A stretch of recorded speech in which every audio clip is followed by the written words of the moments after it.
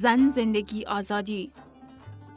در 45 روز گذشته و پس از شهادت ژینا امینی، پروسه‌ای در حال جریان بود به نام انقلاب زن، زندگی، آزادی. پروسه‌ای که هر روز پررنگتر و گسترده‌تر از قبل ادامه می‌یابد. در طول این 45 روز گذشته، زن و مرد و پیر و جوان از مطالبات به حق خیش گفتند. اگر به تاریخ مبارزات نزدیک خلق شرق کردستان و ایران نگاهی بیاندازیم، مشاهده می‌کنیم که در طول 43 سال اخیر اقشارها و طبقه‌های گوناگون در ایران همواره به وضعیت موجود در جامعه و سیاست‌های اجرایی حاکمیت اعتراض داشته‌اند و خیزش‌ها و اعتراضات فراوانی ترتیب داده‌اند. اما تفاوت بارزی که این بار شاهد بودیم، سطح فراگیری و همبستگی خلق‌ها حول محور زنان بود. این بار زنان پیشاهنگ میدان بودند. جامعه را نیز برای گسترده نمودن قیام و مبارزه فرا می‌خواندند. هم صدا فریاد می‌زدند: زن، زندگی، آزادی.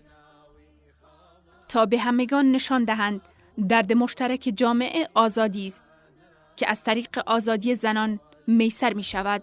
شعاری که نزدیک به 2 ماه است، کوی تا دانشگاه و مدرسه، خانه تا خیابان، شهر تا روستای سراسر ایران را فرا گرفته. شعاری که از سوی زنان و مردان آزادیخواه سر داده می شود.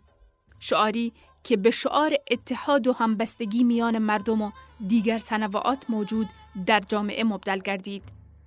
اما هر واژه و کلمه و جمله ریشه ای دارد و در زمان و مکان خاصی ایجاد گردیده است. اما ریشه و خاستگاه شعار ژن ژیان آزادی، زن، زندگی، آزادی به کی و کجا برمیگردد؟ چه چیزی باعث گردید تا این شعار در سطح جهانی مورد استقبال قرار گیرد؟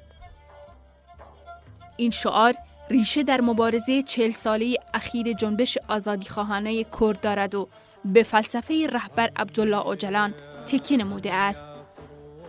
جنبشی که پارادایمش ایجاد جامعه‌ای دموکراتیک، اکولوژیک و مبتنی بر آزادی زن است و بر این باور است که زنان بر نیروی خیش تکیه کنند تا بتوانند حقیقت نهفته خیش را بار دیگر آشکار سازند.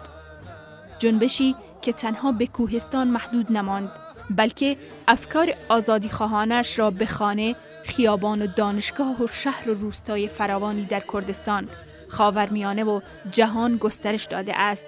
در طول این سالها رهبر اوجلان تزها و بحث‌های فراوانی راجع به زنان در قالب تحلیلات و دفاعیات ارائه داده است.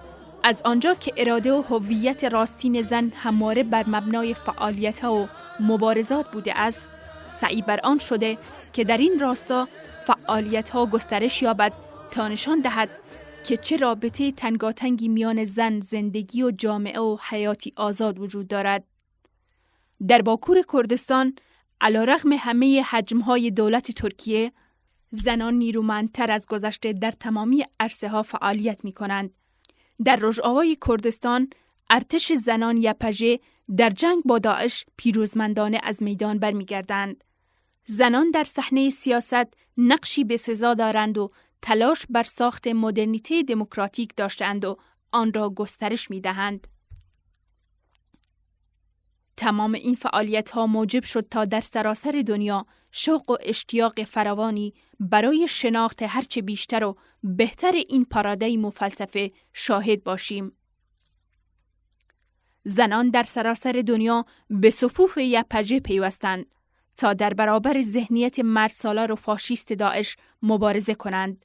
زنانی که خواهان برقراری آرامی و صلح در جهان بودند، به رجاوای کردستان رفتند. همین نیز حاوی این بود که فعالیت‌های آزادیخواهانه زنان نه مرز می‌شناسد و نه محدودیت دارد. زنان در هر کجا که باشند هدف مشترکی دارند به نام آزادی.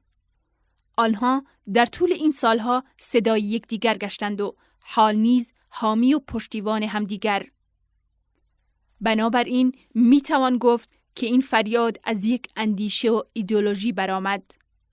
در کردستان گسترش یافت و به افغانستان تا ترکیه، خاورمیانه و غرب اشاعه یافت و حال نیز قریب 45 روز است.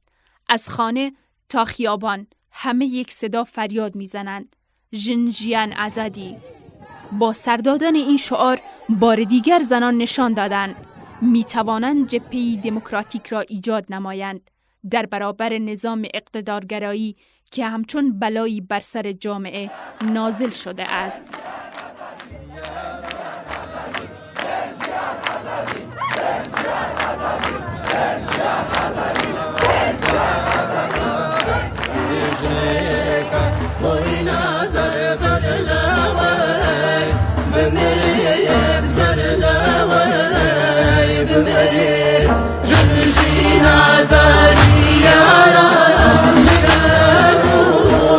Derdi